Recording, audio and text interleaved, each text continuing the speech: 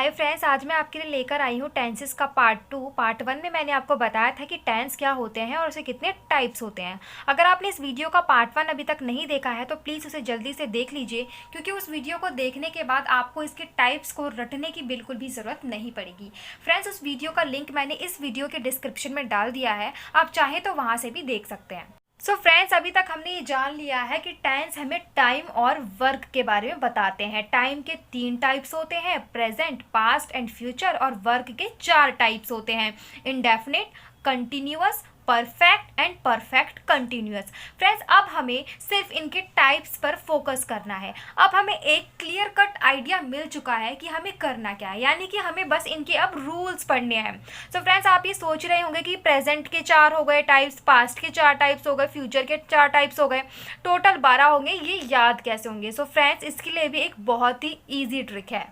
So guys, अब हम video के उस पड़ाव पर आ गए हैं जहां पर आपको अपना 100% फोकस देना है, ठीक है? क्योंकि अगर आज आपने इस कॉन्सेप्ट को अच्छे से समझ लिया तो ये लाइफ टाइम तक आपको याद रहने वाला है और आपके काम आने वाला है, ठीक है?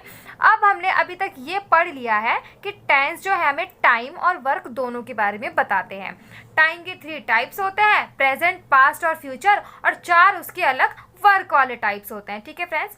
अब सवाल ये आता है कि किसी भी टेंस को हम कैसे पहचानें कि वो प्रेजेंट का है, पास्ट का है या फिर फ्यूचर का है। सो फ्रेंड्स, इसको भी पहचानने के लिए एक बहुत ही इजी सी ट्रिक है जो कि मैं आपको इस वीडियो में बताने वाली हूँ। सो फ्रेंड्स, इन टेंसेस को पहचानने के लिए हमने क्या किया है कि इन तीनों को हमने अलग अलग हेल्पिंग वर्ब दे दी है। प्रेजेंट को अलग हेल्पिंग वर्ब दे दी है, पास्ट को अलग हेल्पिंग वर्ब दे दी है और फ्यूचर को अलग हेल्पिंग वर्ब दे दी है। अब जब भी हम इन हेल्पिंग वर्ब्स को देखेंगे तो इनसे हमें ये पता चल जाएगा कि वो टेंस प्रेजेंट का है, पास्ट का है या फिर फ्यूचर का है। अब उन हेल्पिंग वर्ब को कैसे याद करें? सो फ्रेंड्स, उसकी भी एक बहुत इजी ट्रिक है। तो चलिए फ्रेंड्स, सबसे पहले हम बात कर लेते हैं प्रेजेंट की। फ्रेंड्स, जब भी हमें किसी टेंस को प्रेजेंट में दिखाना हो तो हमें इन हेल्पिंग वर्ब को याद रखना है। डू, डज,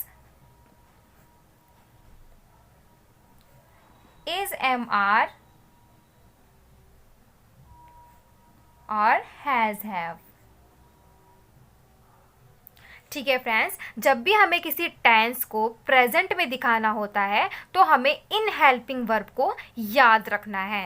सो फ्रेंड्स, चलिए अब बात करते हैं पास्ट की। जब भी हमारा टाइम पास्ट में हो तो उसकी पहचान कैसे करें? सो फ्रेंड्स, उसकी पहचान करने के लिए हमारी हेल्पिंग वर्ब क्या हो जाएगी?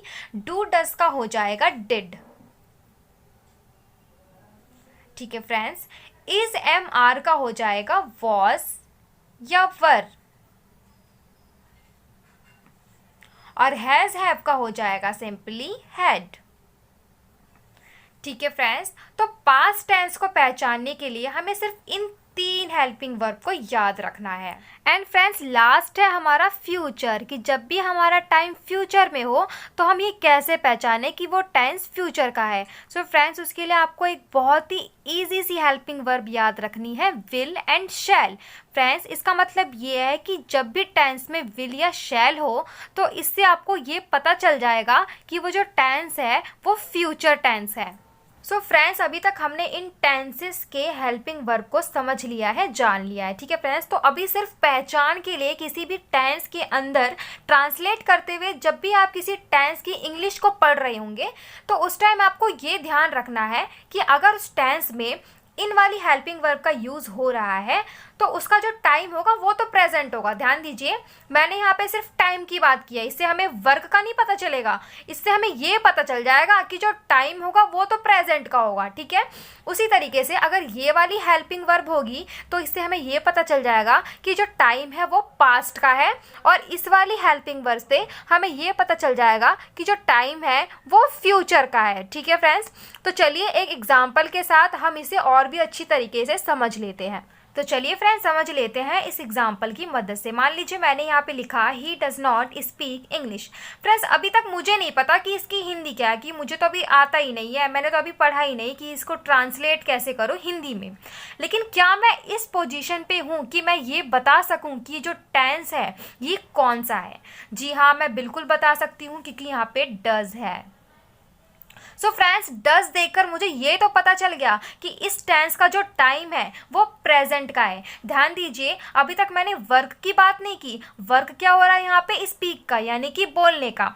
सो फ्रेंड्स, अभी तक हम वर्क की बात नहीं कर रहे हैं, अभी मैं सिर्फ टाइम की बात कर रही हूँ कि जब भी हम कोई टेंस देखेंगे और उसमें इस तरीके का कोई भी हेल्पिंग वर्ब आएगा तो उससे मुझे ये तो पता चल जाएगा कि उस टेंस का टाइम क्या हो रहा है। ठीक है फ्रेंड्स? सो फ्रेंड्स, इस एग्जाम्पल की मदद से हमने ये जान लिया है कि जो टेंस है वो प्रेजेंट टेंस है। उसी तरीके से भी किसी भी टेंस में अगर ये वाले हेल्पिंग वर्ब यूज़ होते हैं तो हमें ये पता चल जाएगा कि वो जो टेंस है वो पास्ट का है, और अगर ये वाले हेल्पिंग वर्ब यूज़ होते हैं तो वो जो टेंस है वो फ्यूचर का है। मतलब कि हमें किसी भी टेंस में हेल्पिंग वर्ब देखकर ये पता चल जाएगा कि वो जो टेंस है वो प्रेजेंट टेंस है, पास्ट टेंस है या फ्यूचर टेंस है। अब आप सोच रहे होंगे कि वर्ब को कैसे पहचाने कि वो कंटिन्यूअस है, परफेक्ट है, परफेक्ट कंटिन्यूअस है या इंडेफिनिट है। तो फ्रेंड्स, उसको भी पहचानने की एक बहुत ही ईजी सी ट्रिक है, एक बहुत ही ईजी सा रूल है। सो फ्रेंड्स, किसी भी सेंटेंस में वर्क की पहचान कैसे करें कि कोई भी काम कितना हुआ है, हो चुका है या फिर हो रहा है। सो फ्रेंड्स, जो भी हमारी गिवन सेंटेंस होता है ना, उसमें जो हमारी मेन वर्ब होती है, जैसे ये वाला जो सेंटेंस दिया हुआ है, इसकी जो मेन वर्ब है वो है स्पीक, कि इसमें जो काम हो रहा है वो स्पीक का हो रहा है, यानी कि बोलने का हो रहा है। ठीक है फ्रेंड्स? तो जो भी मेन वर्ब होती है ना, उनकी बेसिकली 3 फॉर्म्स होते हैं, first form, second form and third form. मान लीजिए मैं कोई यहाँ पे वर्ब ले लेती हूँ, मान लीजिए मैंने ले लिया गो। ठीक है फ्रेंड्स? तो गो के ना बेसिकली 3 फॉर्म्स होते हैं। फर्स्ट फॉर्म तो ये खुद हो गई गो, ठीक है। सेकेंड फॉर्म हो जाएगी इसकी वेंट, और थर्ड फॉर्म हो जाएगी इसकी गॉन। ठीक है फ्रेंड्स? तो जैसे गो है, जैसे इसकी 3 फॉर्म्स है, गो, वेंट, गोन, उसी तरीके से हर एक्शन वर्ब की ना 3 फॉर्म्स होती हैं। जैसे कि जो स्पीक है ना, इसकी भी 3 फॉर्म्स हैं। स्पीक तो ये फर्स्ट फॉर्म खुद हो गई, इसकी सेकंड फॉर्म हो गई स्पोक, और थर्ड फॉर्म हो गई स्पोकन। ठीक है फ्रेंड्स? तो इसी तरीके से हमें जो है वर्क की पहचान करनी है, मतलब कि इन फॉर्म्स के तरीके से ही हमें वर्क की पहचान कर लेनी है। मान लीजिए किसी भी वर्ब की अगर फर्स्ट फॉर्म दी हुई है ना, किसी भी मेन वर्ब की अगर फर्स्ट फॉर्म दी हुई है ना, तो आपको ये समझ जाना है कि जो काम है वो है इंडेफिनिट का है। ठीक है फ्रेंड्स? किसी भी सेंटेंस में अगर मेन वर्ब की फर्स्ट फॉर्म दी हुई है ना, तो आपको ये समझ जाना है कि जो काम है वो इंडेफिनिट का हो रहा है। जैसे कि मान लीजिए ये वाला जो सेंटेंस है, इसमें देखेंगे आपकी जो मेन वर्ब है वो फर्स्ट फॉर्म है। ठीक है? स्पीक हमारी फर्स्ट फॉर्म है, तो यहाँ से आपको ये पता चल जाएगा कि जो सेंटेंस है ना वो इंडेफिनिट का है। सो फ्रेंड्स, हमें ये पता चल गया कि अगर किसी भी सेंटेंस में मेन वर्ब की फर्स्ट फॉर्म यूज हो रही है, इसका मतलब जो काम हो रहा है वो इंडेफिनिट का हो रहा है। अच्छा, अब अगर मेन वर्ब की फर्स्ट फॉर्म के साथ, मेन वर्ब की फर्स्ट फॉर्म के साथ आईएनजी हो। फ्रेंड्स, ये जो आईएनजी होता है ना, ये किसी भी काम को लगातार चलते रहना दिखाता है। ठीक है? मतलब कि ड्रिंकिंग, ठीक है, गोइंग, कमिंग, ईटिंग, इन सभी वर्ब के साथ आईएनजी का लगा होना, इसका मतलब ये है कि कोई भी काम लगातार चल रहा है, कोई काम लगातार चल रहा है, यानी कि कंटिन्यूसली चल रहा है। इसका मतलब ये है कि किसी भी सेंटेंस में अगर मेन वर्ब की फर्स्ट फॉर्म के साथ आईएनजी लगा हो, तो इसका मतलब ये है कि वो जो सेंटेंस है उसमें जो काम हो रहा है वो कंटिन्यूअस का हो रहा है। तो फ्रेंड्स, हमें 2 बातों का पता चल गया कि अगर किसी भी सेंटेंस में मेन वर्ब की फर्स्ट फॉर्म यूज़ हो रही हो तो वहाँ जो काम हो रहा होगा वो इंडेफिनिट का हो रहा होगा, और अगर किसी भी सेंटेंस में मेन वर्ब की फर्स्ट फॉर्म के साथ आईएनजी यूज़ हो रहा होगा तो वहाँ जो काम हो रहा होगा वो कंटिन्यूअस का हो रहा होगा।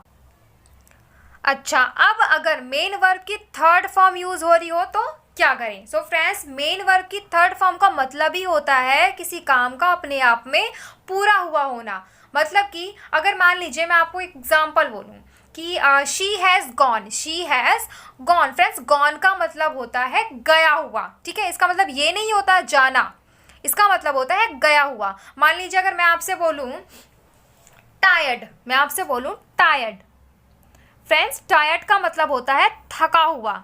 ठीक है? तो ये जो है हमें क्या दिखाता है, मेन वर्ब की जो थर्ड फॉर्म है ये हमें क्या दिखाती है, किसी काम का पूरा हो चुका होना। ठीक है फ्रेंड्स? तो अगर आपको याद होगा तो मैंने आपको बताया था कि परफेक्ट का मतलब होता है किसी काम का पूरा हो जाना। ठीक है फ्रेंड्स? किसी काम का परफेक्टली पूरा हो जाना। इसका मतलब क्या होगा, किसी भी सेंटेंस में अगर मेन वर्ब की थर्ड फॉर्म यूज़ होती है तो इसका मतलब कि वो जो वहाँ पे जो काम हो रहा है वो परफेक्ट का हो रहा है। सो फ्रेंड्स, हेल्पिंग वर्ब देखकर आपको टाइम का पता चल गया और वर्ब देखकर आपको काम का पता चल गया। आपको अब टेंस का सारा रूल्स पता हो चुका है। तो चलिए फ्रेंड्स, इनको एक स्ट्रक्चर का फॉर्म दे देते हैं। सो फ्रेंड्स, अभी तक हमने बेसिक कॉन्सेप्ट को समझ लिया है। हमारी मेन वर्ब की कितनी फॉर्म्स होती है, हमारे कितने हेल्पिंग वर्ब होते हैं, वो हमने अच्छी तरीके से समझ लिया है। अब टाइम है प्रेजेंट इंडेफिनिट टेंस को शुरू करने का। फ्रेंड्स, प्रेजेंट इंडेफिनिट टेंस का यूज़ कब होता है? So friends, present indefinite tense का यूज़ हम अपनी आदतें बताने के लिए, अपना शेड्यूल बताने के लिए और अपना रूटीन बताने के लिए करते हैं। जी हाँ फ्रेंड्स, जब भी आप प्रेजेंट इंडेफिनिट टेंस का इस्तेमाल करेंगे तो इन्हीं बातों को बताने के लिए करेंगे। फ्रेंड्स, इसका बहुत ही ज़्यादा यूज़ होता है। इंग्लिश न्यूज़पेपर में भी इसका बहुत ही ज़्यादा यूज़ किया जाता है। सो अगर आपने प्रेजेंट इंडेफिनिट टेंस को अच्छे से समझ लिया तो ये आपके लिए बहुत ही ज़्यादा बेनिफिशियल रहने वाला है, यूज़फुल रहने वाला है और साथ के साथ आगे के सेंटेंस को समझने के लिए भी ये आपको बहुत ही ज़्यादा हेल्प करेगा। ठीक है फ्रेंड्स। अच्छा, आप इसको हिंदी में कैसे पहचाने कि ये प्रेजेंट इंडेफिनिट टेंस है? सो फ्रेंड्स, किसी भी हिंदी के सेंटेंस के आखिर में अगर आपको ऐसी आवाज़ आती है, ता है, ती है, तो है, तो आप बिना सोचे समझे वहाँ पे प्रेजेंट इंडेफिनिट टेंस का रूल्स लगा दीजिए। ठीक है फ्रेंड्स। अब आप कैसे पहचानेंगे? सो फ्रेंड्स, अगर मैं आपसे ये बोलूँ कि वह स्कूल जाता है, वह खाना खाता है, बच्चे क्रिकेट खेलते हैं, हम पढ़ाई करते हैं। सो फ्रेंड्स, इस तरीके से आप हिंदी के सेंटेंस में भी ये जान सकते हो कि ये प्रेजेंट इंडेफिनिट टेंस है। तो चलिए फ्रेंड्स, एग्जाम्पल्स के साथ हम इसे और भी अच्छे तरीके से समझ लेते हैं। तो चलिए फ्रेंड्स, शुरू करते हैं। इसमें फर्स्ट हमारा आ जाता है रूल अफर्मेटिव के लिए। सो फ्रेंड्स, अब आप पूछेंगे कि अफर्मेटिव क्या है? फ्रेंड्स, हम अपनी डेली लाइफ में अलग अलग सेंटेंस यूज़ करते हैं। जैसे अगर मैं आपसे कहूँ कि तुम स्कूल जाते हो, तुम खाना खाते हो, मैं पानी पीती हूँ, हम पढ़ाई करते हैं, ये होते हैं हमारे अफर्मेटिव, कि जिसमें हाँ में बात आती है कि हाँ मैं ये काम करता हूँ या करती हूँ।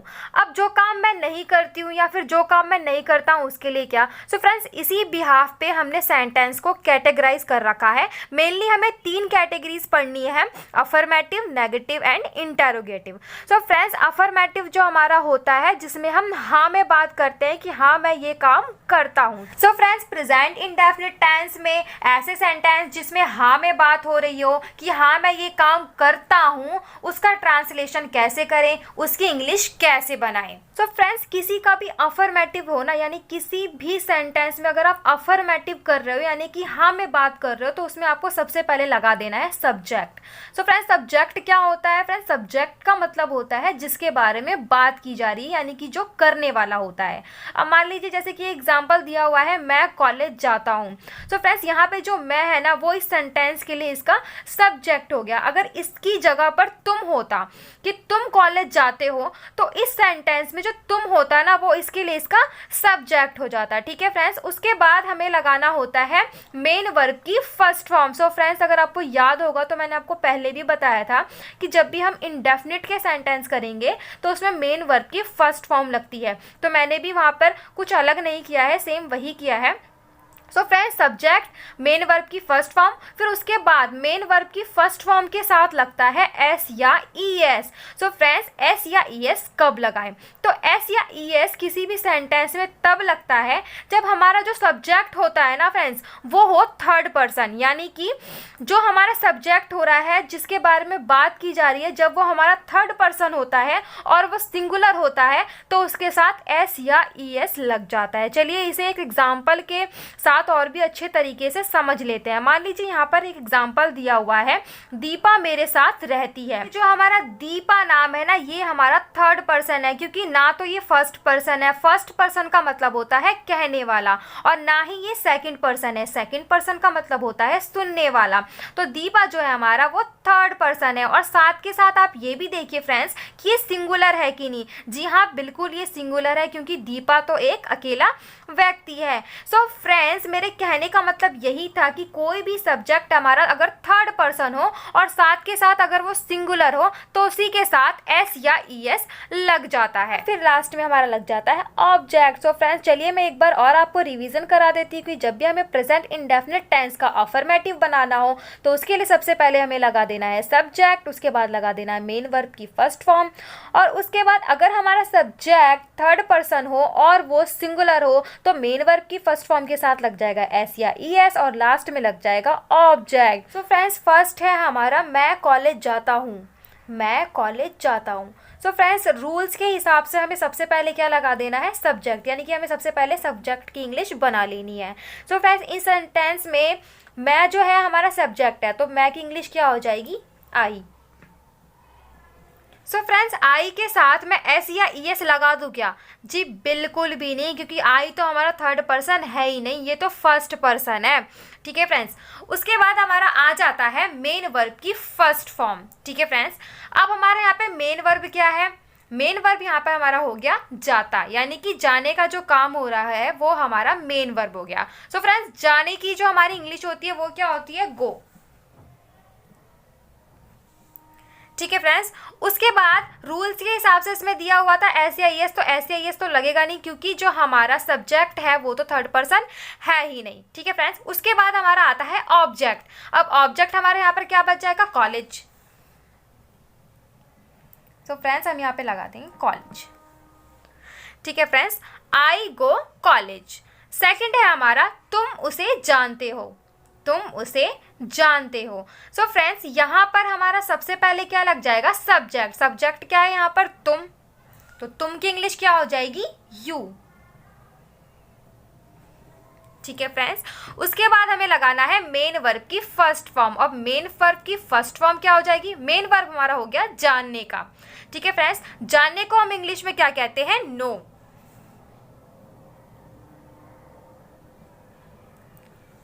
अच्छा फ्रेंड्स, इसके साथ में एस या ईएस लगाऊं क्या? जी बिल्कुल भी नहीं, यू तो हमारा थर्ड पर्सन है ही नहीं, यू तो हमारा सेकंड पर्सन है, तो इसके साथ एस या ईएस कुछ भी नहीं लगेगा। ठीक है फ्रेंड्स, उसके बाद हमारा आ जाएगा ऑब्जेक्ट। तो ऑब्जेक्ट हमारा क्या हो जाएगा? उसे, उसे यानी कि हिम। अगर लड़का है तो हिम और अगर लड़की है तो हर।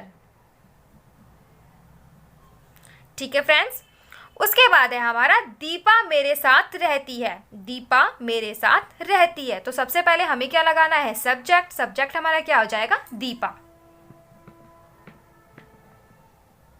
उसके बाद हमें लगाना है मेन वर्ब की फर्स्ट फॉर्म। सो फ्रेंड्स यहाँ पे मेन वर्ब क्या है हमारा? रहती है। ठीक है फ्रेंड्स, रहने को हम इंग्लिश में कहते हैं लीव।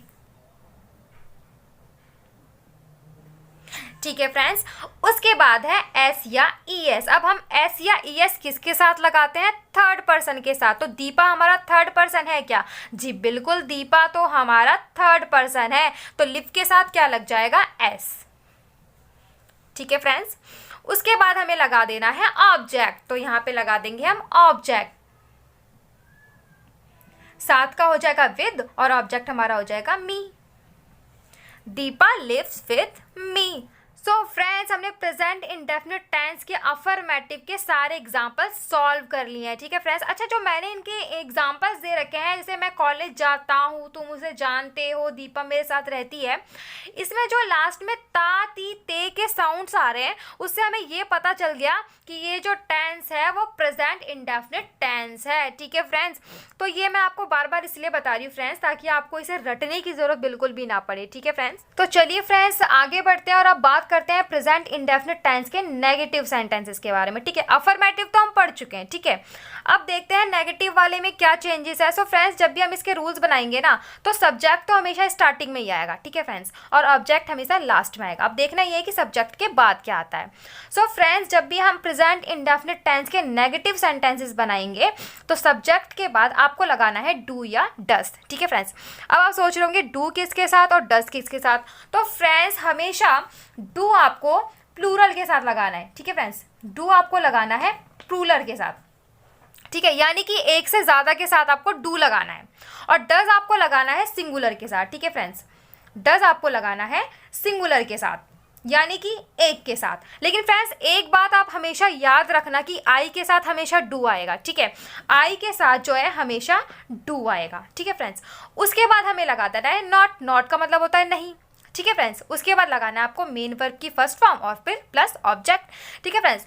एक बार और मैं आपको बता देती हूँ कि जब भी आप प्रेजेंट इंडेफिनिट टेंस का नेगेटिव सेंटेंस बनाएंगे तो सबसे पहले आपको सब्जेक्ट की इंग्लिश बनानी है, उसके बाद लगाना है आपको डू या डस, डू या डस के साथ आपको नॉट लगा देना है, उसके बाद मेन वर्ब की फर्स्ट फॉर्म और उसके बाद ऑब्जेक्ट। तो चलिए फ्रेंड्स इन रूल्स की मदद से हम इन एग्जांपल्स को सॉल्व कर लेते हैं, ठीक है फ्रेंड्स। फर्स्ट है हमारा मैं दवाई नहीं लेती हूँ, ठीक है फ्रेंड्स। अब मान लीजिए अगर मैं आपसे कहूँ कि फ्रेंड्स मैं दवाई नहीं लेती हूँ, इसकी इंग्लिश बनाकर दिखाओ, ठीक है फ्रेंड्स। तो सबसे पहले आपके दिमाग में क्या आएगा, सबसे पहले आपके दिमाग में आएगा कि ये टेंस कौन सा है, ठीक है फ्रेंड्स। तो पहचान के लिए आप क्या करेंगे, जैसे कि यहाँ पे लिखा है मैं दवाई नहीं लेती हूँ, तो क्या ये आपकी आदत हो सकती है? जी हाँ, बिल्कुल आपकी आदत हो सकती है कि आप दवाई नहीं लेते हो। तो ये तो एक पहचान हो गई, ठीक है फ्रेंड्स। तो क्या और भी कोई पहचान हो सकती है क्या? जी हाँ बिल्कुल, आप देखिए इसमें क्या आ रहा है, मैं दवाई नहीं लेती हूँ, इसके लास्ट में आ रहा है ती है, ठीक है फ्रेंड्स। तो ये भी एक पहचान हो गई कि हिंदी के सेंटेंस में लास्ट में आ रहा है ती है, ठीक है फ्रेंड्स। तो इससे भी हमें पता चल गया कि ये जो सेंटेंस है वो प्रेजेंट इंडेफिनिट टेंस है।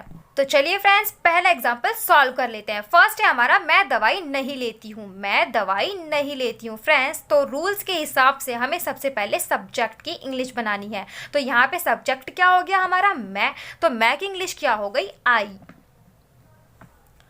उसके बाद हमें लगाना है डू या डस। तो फ्रेंड्स मैंने आपको बताया था कि हमें हमेशा आई के साथ डू लगाना है, तो हम यहाँ पे लगा देंगे डू। उसके बाद हमें लगा देना है नॉट, तो हमने यहाँ पे लगा दिया नॉट। उसके बाद हमें लगाना है मेन वर्ब की फर्स्ट फॉर्म। सो फ्रेंड्स यहाँ पर मेन वर्ब क्या हो गई, लेती हूँ, यानी कि लेने का जो काम है वो हमारा मेन वर्ब हो गया, ठीक है फ्रेंड्स। तो लेने की इंग्लिश क्या होती है हमारी, टेक। और उसके बाद दवाई की इंग्लिश क्या हो जाएगी हमारी, medicine. I do not take medicine.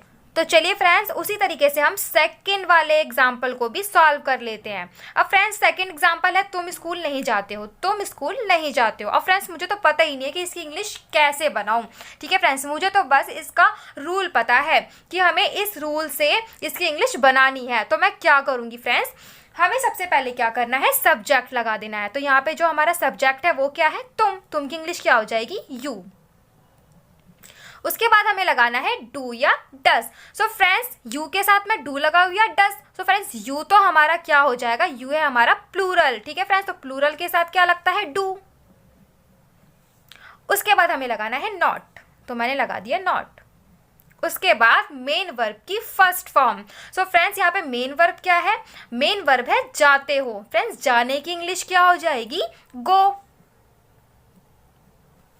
उसके बाद क्या है, स्कूल, तो मैंने यहाँ पे सिंपली लिख दिया school. You do not go school, ठीक है फ्रेंड्स। देखा आपने, मैंने सिर्फ रूल्स की मदद से कितनी आसानी से इसकी हिंदी की इंग्लिश बना दी मैं। नेक्स्ट है वह कोशिश नहीं करती है। फ्रेंड्स उसका कोशिश ना करना क्या उसकी आदत बता रहा है, जी हाँ बिल्कुल बता रहा है। उसका कोशिश ना करना उसकी आदत भी हो सकती है। इससे तो हमें ये पता चल रहा है कि ये तो प्रेजेंट इंडेफिनिट टेंस है। अच्छा फ्रेंड्स इससे हम किसी और तरीके से भी जान सकते हैं क्या, जी हाँ बिल्कुल जान सकते हैं। आप देखेंगे कि लास्ट में ती है आ रहा है, ती है तो तभी आता है जब भी हम प्रेजेंट इंडेफिनिट टेंस की बात कर रहे होते हैं। तो हमें इससे भी पता चल जाएगा कि ये जो टेंस है वो प्रेजेंट इंडेफिनिट टेंस है। तो चलिए जल्दी से इसकी इंग्लिश बना लेते हैं। अब हमें सबसे पहले क्या करना है, सबसे पहले हमें सब्जेक्ट की इंग्लिश बनानी है। तो यहाँ पे सब्जेक्ट क्या हो जाएगा हमारा, वह। अब फ्रेंड्स जो कि वो करती है यानी कि वो लड़की है, तो वह के लिए मैं क्या लगा दूंगी, शी,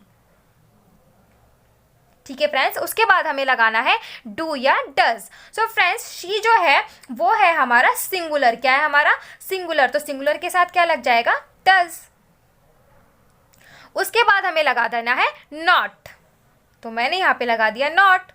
उसके बाद हमें लगाना है मेन वर्ब की फर्स्ट फॉर्म। सो फ्रेंड्स, इसमें जो मेन वर्ब है वो है करती है। ठीक है फ्रेंड्स, करती है की इंग्लिश होती है डू। ठीक है फ्रेंड्स, यहाँ पर आप ध्यान से देखेंगे कि यहाँ पे इस सेंटेंस में ऑलरेडी डू लगा हुआ है। ठीक है फ्रेंड्स, इसमें ऑलरेडी डू लगा हुआ है। सो फ्रेंड्स, किसी भी सेंटेंस में अगर ऑलरेडी डू लगा हो और अगर मेन वर्ब जो है वो भी हमारा डू हो, ठीक है, हमें मेन वर्ब को छोड़कर ऑब्जेक्ट की तरफ आगे बढ़ जाना चाहिए। ठीक है फ्रेंड्स, ये भी इंग्लिश ग्रामर का एक रूल है। सो फ्रेंड्स, यहाँ पर ऑब्जेक्ट क्या है हमारा? कोशिश। ठीक है फ्रेंड्स, और कोशिश की इंग्लिश क्या हो जाएगी? Try. She does not try. So friends, अब टाइम है इंटेरोगेटिव सेंटेंसेस करने का, यानी कि सवाल पूछने का। हिंदी के ऐसे सेंटेंस जिनका यूज़ हम सवाल पूछने के लिए करते हैं उसे हम इंटेरोगेटिव सेंटेंस बोलते हैं। ठीक है फ्रेंड्स, जैसे कि अगर मैं आपसे बोलूँ क्या तुम खाते हो, क्या तुम पीते हो, क्या वह सोता है, क्या वह जाता है, क्या वह आता है, मतलब कि हिंदी के ऐसे सेंटेंसेस जिनकी शुरुआत क्या से होती है उसे हम इंटेरोगेटिव सेंटेंसेस बोलते हैं। सो फ्रेंड्स, ऐसे क्वेश्चन वाले सेंटेंसेस का इंग्लिश कैसे बनाएं? ठीक है फ्रेंड्स, उसके लिए भी एक बहुत ही इजी सा रूल दिया हुआ है। तो चलिए फ्रेंड्स, जल्दी से पढ़ लेते हैं प्रेजेंट इंडेफिनिट टेंस के इंटेरोगेटिव के रूल्स के बारे में। ठीक है फ्रेंड्स, तो सबसे पहले आपको हेल्पिंग वर्ब यानी कि डू डज लगा देना है। अच्छा फ्रेंड्स, एक बात और आप ध्यान से सुन लीजिए, चाहे तो आप इसे लिख कर भी रख लीजिए कि जब भी आप किसी भी टेंस का इंटेरोगेटिव कर रहे होंगे ना, किसी भी टेंस का जब आप इंटेरोगेटिव कर रहे होंगे तो इंग्लिश बनाते वक्त आपको सबसे पहले हेल्पिंग वर्ब लगा देनी है। ठीक है फ्रेंड्स, चाहे वो प्रेजेंट टेंस हो, चाहे वो पास्ट टेंस हो या फिर वो फ्यूचर टेंस हो, जब भी आप किसी भी टेंस का इंटेरोगेटिव कर रहे होंगे तो इंग्लिश बनाते वक्त आपको सबसे पहले उसकी हेल्पिंग वर्ब लगा देनी है फ्रेंड्स। तो सबसे पहले हमने यहाँ पर भी वही किया है, देखिए डू या डज हेल्पिंग वर्ब लग गई है। उसके बाद सेम वही सब्जेक्ट लग जाएगा, फिर मेन वर्ब की first form and then object लग जाएगा। ठीक है फ्रेंड्स, सेकंड चीज़ है कि डू या डज किसके साथ लगेगा। सो फ्रेंड्स, जैसा मैंने आपको नेगेटिव वाले में बताया था बिल्कुल सेम वही रूल रहने वाला है। डू हमारा प्लूरल के साथ लग जाएगा, डज हमारा सिंगुलर के साथ लग जाएगा और आई के साथ भी हमारा डू लग जाएगा। ठीक है फ्रेंड्स, इसे आप और भी अच्छे तरीके से समझ लेते हैं एग्जाम्पल के साथ। सो फ्रेंड्स, फर्स्ट है हमारा क्या तुम लिखते हो, क्या तुम लिखते हो। अच्छा, इसमें सेंटेंस में लास्ट में ता, ती या ते आ रहा है क्या? जी हाँ, बिल्कुल ते आ रहा है। अच्छा, इस सेंटेंस से हमें किसी की आदत का पता चल रहा है क्या? जी हाँ, बिल्कुल किसी की आदत का पता चल रहा है। क्या तुम लिखते हो, ये उसकी आदत भी हो सकती है या फिर उसका शेड्यूल भी हो सकता है। सो फ्रेंड्स, इससे हमें तुरंत ही पता चल चुका है कि ये जो है प्रेजेंट इंडेफिनिट टेंस है। फ्रेंड्स, बार बार मैं आपको ये इसलिए बता रही हूँ ताकि आपको इनके रूल्स को रटने की बिल्कुल भी ज़रूरत ना पड़े, आप बस इन्हें समझते जाइए। फ्रेंड्स, अगर आपने इन्हें समझ लिया ना तो दुनिया के कितने भी सेंटेंसेस आ जाए उनका जो ट्रांसलेशन है ना वो आप बहुत ही इजी तरीके से आराम से कर लोगे, बल्कि दूसरों को भी बता पाओगे। ठीक है फ्रेंड्स, इसलिए आप रटे ना, इसे बस समझते जाइए। ठीक है फ्रेंड्स, तो चलिए इसकी इंग्लिश बना लेते हैं, क्या तुम लिखते हो। ठीक है फ्रेंड्स, तो रूल्स के हिसाब से हमें सबसे पहले ना हेल्पिंग वर्ब लगानी है। ठीक है फ्रेंड्स, तो अब इसमें जो सब्जेक्ट है वो क्या है? तुम। ठीक है, तुम की इंग्लिश होती है यू और यू के साथ क्या लगता है? डू, क्योंकि यू होता है हमारा प्लूरल। ठीक है फ्रेंड्स, तो सबसे पहले हम लगा देंगे हेल्पिंग वर्ब डू। ठीक है फ्रेंड्स, उसके बाद हमें लगाना है सब्जेक्ट और यहाँ पे हमारा सब्जेक्ट क्या है? तुम की इंग्लिश क्या हो जाएगी? यू। ठीक है फ्रेंड्स, उसके बाद हमें लगा देना है मेन वर्ब की फर्स्ट फॉर्म और यहाँ पे हमारी मेन वर्ब क्या है? यहाँ पे मेन वर्ब है लिखते हो। ठीक है फ्रेंड्स, लिखना हमारी मेन वर्ब हो गई। अच्छा, लिखने की इंग्लिश क्या हो जाएगी? राइट। एंड देन हमारा लग जाएगा क्वेश्चन मार्क। अच्छा, इसे आप लगाना बिल्कुल भी मत भूलिए फ्रेंड्स, क्योंकि ये जो क्वेश्चन मार्क है ना ये बहुत ही इंपॉर्टेंट होता है लगाना। ठीक है फ्रेंड्स, इसे मार्क ऑफ इंटेरोगेशन कहते हैं। ठीक है फ्रेंड्स, तो इसे लिखते वक्त बिल्कुल भी लगाना मत भूलिए। ठीक है, क्योंकि इसे भी देखा जाता है। नेक्स्ट है हमारा क्या तुम वहाँ जाते हो, क्या तुम वहाँ जाते हो। ठीक है फ्रेंड्स, तो सबसे पहले हमारी लग जाएगी हेल्पिंग वर्ब। हेल्पिंग वर्ब क्या लग जाएगी? डू, क्योंकि यहाँ पे तुम है तो तुम के साथ यू के साथ क्या लग जाता है? हमारा डू। उसके बाद सब्जेक्ट है तुम यानी कि यू। उसके बाद मेन वर्ब की फर्स्ट फॉर्म, यानी कि मेन वर्ब क्या है हमारा? जाते हो। जाने की इंग्लिश क्या हो जाएगी? गो। ठीक है फ्रेंड्स, और उसके बाद वहां बच गया हमारा, वहां की इंग्लिश क्या हो जाएगी? There. And then question mark. ठीक है friends, do you go there. ठीक है फ्रेंड्स, नेक्स्ट है हमारा क्या वह तुम्हें जानता है। क्या वह तुम्हें जानता है। सो फ्रेंड्स, जो वह है वो क्या हो जाएगा हमारा ही, क्योंकि यहाँ पे जानता है इसका मतलब वो लड़का है, तो वह का क्या हो जाएगा ही। अच्छा, ही जो है वो हमारा प्लूरल है या सिंगुलर है। सो फ्रेंड्स, वो हमारा सिंगुलर है। ठीक है फ्रेंड्स, तो सिंगुलर के साथ हमेशा क्या लगाते हैं, डज। तो यहाँ पे हम पहले हेल्पिंग वर्ब लगा देंगे डज। एंड सेकंड, वह की इंग्लिश क्या हो जाएगी, ही। ठीक है फ्रेंड्स, उसके बाद लगाना है हमें मेन वर्ब की फर्स्ट फॉर्म। यहाँ पे मेन वर्ब है हमारा जानता है। तो फ्रेंड्स, जानने की इंग्लिश क्या होती है, नो। एंड देन क्या बचा हमारा, तुम्हें यानी कि you and question mark, does he know you. Friends, इसी के साथ हमारा प्रेजेंट इंडेफिनिट टेंस का इंटेरोगेटिव भी खत्म हो गया है। ठीक है फ्रेंड्स, इसके हमने सारे एग्जांपल समझ लिए हैं। अच्छा फ्रेंड्स, ये जो सारे मैंने आपको रूल्स बताया ना, इन्हें आप रजिस्टर पे या फिर किसी भी कॉपी में अपने पास नोट करके रख लीजिए, ताकि हमेशा आपको याद रहे। ठीक है फ्रेंड्स, और जितना हो सके ज़्यादा से ज़्यादा इनके ऊपर आप एग्जाम्पल्स बनाइए अपने तरीके से, ताकि ये जो है ना आपको रिविज़न होता रहे एनी टाइम। सो फ्रेंड्स, इसके जो जितने भी मैं टेंस बताऊंगी ना, उनके जो एग्जाम्पल है वो मैं आपको अपनी आने वाली वीडियोस में डालती रहूंगी, ताकि ये आपको रिवीजन होता रहे। सो फ्रेंड्स, लास्ट हमारा आ जाता है प्रेजेंट इंडेफिनिट टेंस में double interrogative. Friends, double interrogative का जो यूज़ है ना, हम इंटेरोगेटिव के सेंटेंसेस से भी ज़्यादा करते हैं। जी हाँ, इसका यूज़ हमारी डेली लाइफ में बहुत ही ज़्यादा यूज़ होता है। और अब ये समझ लीजिए कि डबल इंटेरोगेटिव के सेंटेंसेस होते किस तरीके से हैं। सो फ्रेंड्स, तुम कहाँ जाते हो, तुम कब आते हो, तुम टीवी क्यों देखते हो, तुम कहाँ रहते हो।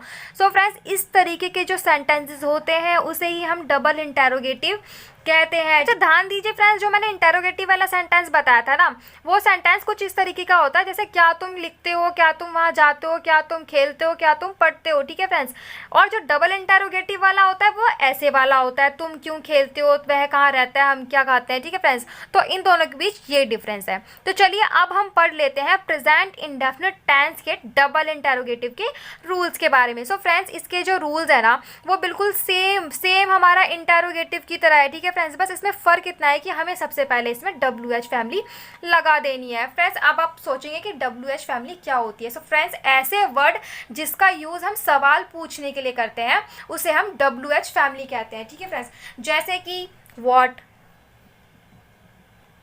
Why, where, who, whom। ठीक है फ्रेंड्स, इस तरीके के जो वर्ड होते हैं ना जिसका यूज़ हम सवाल पूछने के लिए करते हैं उसे ही हम WH फैमिली कहते हैं। ठीक है फ्रेंड्स, अच्छा समझ में आ गया। अब WH फैमिली के बाद हमें सेम इंटेरोगेटिव में हमने जैसे किया था ना, मैं डू या डज लगा देना है, फिर सब्जेक्ट, फिर मेन वर्ब की first form and then object लगा देना है। तो चलिए फ्रेंड्स शुरू करते हैं। फर्स्ट है हमारा तुम क्यों खेलती हो, तुम क्यों खेलती हो। तो फ्रेंड्स, रूल्स के हिसाब से सबसे पहले हमें लगा देना है WH फैमिली। ठीक है फ्रेंड्स, अच्छा यहाँ पर पूछने के लिए क्या इस्तेमाल किया गया है, क्यों। सो फ्रेंड्स, क्यों की जो इंग्लिश होती है वो क्या होती है, वाई। ठीक है फ्रेंड्स, तो सबसे पहले हम लगा देंगे वाई एंड देन लगा देना है हमें डू या डज। सो फ्रेंड्स, यहाँ पे जो हमारा सब्जेक्ट है वो है तुम, और तुम की इंग्लिश होती है यू, एंड यू हमारा क्या होता है, प्लूरल, और प्लूरल के साथ क्या लग जाएगा हमारा, डू। सो मैंने यहाँ पे लगा दिया डू। ठीक है फ्रेंड्स, उसके बाद हमें लगाना है सब्जेक्ट। ठीक है फ्रेंड्स, यहाँ पे सब्जेक्ट हमारा क्या है, तुम की इंग्लिश क्या हो जाएगी, यू। एंड देन हमें लगा देना है मेन वर्ब की फर्स्ट फॉर्म, एंड यहाँ पे मेन वर्ब क्या है हमारी, खेलती हो, और खेलने की इंग्लिश क्या हो जाएगी, प्ले। और उसके बाद लग जाएगा क्वेश्चन मार्क। ठीक है friends, why do you play. Next है हमारा वह कहाँ रहता है, वह कहाँ रहता है। अब इसमें क्वेश्चन के लिए क्या पूछा गया है, कौन सा वर्ड यूज़ किया गया है, कहाँ। कहाँ की इंग्लिश होती है वेयर, तो हम सबसे पहले लिख देंगे यहाँ पे वेयर। अब यहाँ पे जो हमारा सब्जेक्ट है वो है वह। ठीक है फ्रेंड्स, ध्यान दीजिए यहाँ पे जो वह है ना वो लड़का है, क्योंकि यहाँ पे लिखा हुआ है रहता है। ठीक है, तो लड़के के लिए वह के लिए क्या यूज़ होता है, ही, और ही जो हमारा होता है वो होता है सिंगुलर, और सिंगुलर के साथ हमेशा डज लगता है, तो हम यहाँ पे लगा देंगे डज। एंड देन हमें लगाना है सब्जेक्ट। सब्जेक्ट क्या है यहाँ पर, वह, और वह की इंग्लिश क्या हो जाएगी, ही। उसके बाद हमें लगा देना है मेन वर्ब की फर्स्ट फॉर्म, और यहाँ पे मेन वर्ब है रहता है, और रहने की इंग्लिश क्या हो जाएगी, live. And then question mark, where does he live. Next है हम क्या खाते हैं, हम क्या खाते हैं। सो फ्रेंड्स, इसमें जो है पूछने के लिए वर्ड यूज हो रहा है क्या, क्या की इंग्लिश होती है व्हाट। ठीक है फ्रेंड्स, तो हम सबसे पहले लिख देंगे यहाँ पे व्हाट। उसके बाद हमें लगाना है डू या डज। अब फ्रेंड्स, यहाँ पे जो सब्जेक्ट है वो है हम, और जो हम होता है ना उसकी इंग्लिश होती है वी, और वी हमेशा होता है प्लूरल। ठीक है फ्रेंड्स, तो प्लूरल के साथ क्या लगा देंगे हम, डू। ठीक है फ्रेंड्स, उसके बाद हमें लगाना है सब्जेक्ट। सब्जेक्ट क्या है यहाँ पर, हम की इंग्लिश हो जाएगी वी। एंड देन हमें लगा देना है मेन वर्ब की फर्स्ट फॉर्म, और यहाँ पे मेन वर्ब क्या है कि यहाँ पे काम क्या हो रहा है, खाने का हो रहा है, और खाने की जो इंग्लिश होती है वो होती है eat. And then question mark, what do we eat. So friends, इसी के साथ हमारा डबल इंटेरोगेटिव भी खत्म हो चुका है। ठीक है फ्रेंड्स, अब टाइम है रिवीजन का। सो फ्रेंड्स, मैं आपको थोड़ा सा रिवाइज करा देती हूँ वीडियो के एंड में, ताकि आपको सब कुछ याद रहे। ठीक है friends, so friends, present indefinite tense को बेसिकली हमने 4 कैटेगरी में डिवाइड कर रखा है। फर्स्ट हमारा आ जाता है अफर्मेटिव। अफर्मेटिव का मतलब होता है किसी भी सेंटेंस के लिए हाँ में बात करना, जैसे कि मैं कॉलेज जाता हूँ, तुम उसे जानते हो, मतलब कि हाँ मैं ये काम करता हूँ, उसे हम अफर्मेटिव कहते हैं। ठीक है फ्रेंड्स, सेकंड हमने बात की थी नेगेटिव के लिए। फ्रेंड्स, नेगेटिव सेंटेंसेस ऐसे होते हैं जिसमें हम ना के लिए बात करते हैं। ठीक है फ्रेंड्स, जैसे मैं दवाई नहीं लेती हूँ, तुम स्कूल नहीं जाते हो, तुम खाना नहीं खाते हो, तुम टीवी नहीं देखती हो, तुम पढ़ाई नहीं करती हो। ठीक है फ्रेंड्स, ऐसे वाले सेंटेंसेस जिसमें ना के लिए बात आती है।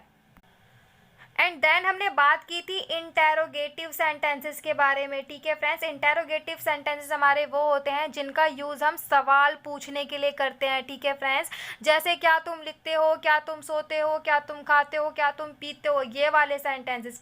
एंड अगर मैं सिंपली कहूँ तो ऐसे सेंटेंसेस जो हमेशा क्या से शुरू होते हैं उसे हम इंटेरोगेटिव सेंटेंसेस कहते हैं। ठीक है फ्रेंड्स, ये वाले जो सेंटेंस होते हैं ना इंटेरोगेटिव वाले, वो हमेशा क्या से ही स्टार्ट होते हैं। ठीक है फ्रेंड्स, एंड एक और चीज़ जो आपको ज़रूर पता होनी चाहिए फ्रेंड्स, ये वाले जो सेंटेंसेस होते हैं ना, इनका आंसर हम सिर्फ एक ही वर्ड में देते हैं। जैसे क्या तुम लिखते हो, तो इसका जवाब आप एक ही वर्ड में दोगे, या तो हाँ या तो ना। क्या तुम वहाँ जाते हो, इसका भी आंसर ना आप एक ही वर्ड में दोगे, या तो हाँ या तो ना। ठीक है फ्रेंड्स, तो इसका मतलब ये हुआ कि ऐसे सेंटेंस जो कि शुरू क्या से होते हैं और इसका जो आंसर है हम एक ही वर्ड में देते हैं ना, उसे हम इंटेरोगेटिव कहते हैं। ठीक है फ्रेंड्स, एंड फ्रेंड्स लास्ट हमने किया था double interrogative. And friends, double interrogative क्या होता है, इसमें जो सेंटेंस होते हैं ना उसमें सिर्फ क्या नहीं आता, उसमें क्यों, क्या, कब, कैसे सब आता है। ठीक है फ्रेंड्स, और ये स्टार्टिंग में नहीं आता, ये हमेशा बीच में आता है। ठीक है फ्रेंड्स, मतलब कि डबल इंटेरोगेटिव वाले जो सेंटेंसेस होते हैं ना उसमें जो WH फैमिली होती है ना पूरी आती है, मतलब क्या, क्यों, कैसे, ये सारी आती है, और हमेशा बीच में आती है। इंटेरोगेटिव में स्टार्टिंग में आता था, क्या से शुरू होता था, और इसमें सिर्फ क्या नहीं, इसमें सारी की सारी WH फैमिली आती है। ठीक है फ्रेंड्स, और सेकंड चीज़ ये कि जब भी डबल इंटेरोगेटिव वाले जो सेंटेंस होते हैं ना, इसके जब हम आंसर देते हैं तो हम डिटेल में देते हैं। ध्यान दीजिए, इंटेरोगेटिव वाले में हम सिर्फ 1 वर्ड में आंसर देते हैं, लेकिन डबल इंटेरोगेटिव वाले में हम डिटेल में बताते हैं। जैसे तुम क्यों खेलती हो, तो इसका आंसर आप डिटेल में बताओगे कि तुम क्यों खेलती हो। ठीक है फ्रेंड्स, तुम कब आते हो, तो इसका भी आंसर आप डिटेल में बताओगे कि आप इतने बजे आते हो, या फिर आप इतने बजे क्यों आते हो। ठीक है फ्रेंड्स, तो ये है डबल इंटेरोगेटिव और इंटेरोगेटिव के बीच का डिफरेंस। सो गाइज, इस वीडियो में हमने प्रेजेंट इंडेफिनिट टेंस के सारे कैटेगरीज को अच्छे से पढ़ लिया है, सारे एग्जांपल्स को समझ लिया है। अपनी नेक्स्ट वीडियो में मैं आपको प्रेजेंट कंटिन्यूअस टेंस के बारे में बताने वाली हूँ। ठीक है फ्रेंड्स, अगर आपको ये वीडियो पसंद आई हो तो प्लीज़ वीडियो को लाइक, शेयर एंड चैनल को सब्सक्राइब करना बिल्कुल मत भूलिएगा। ओके।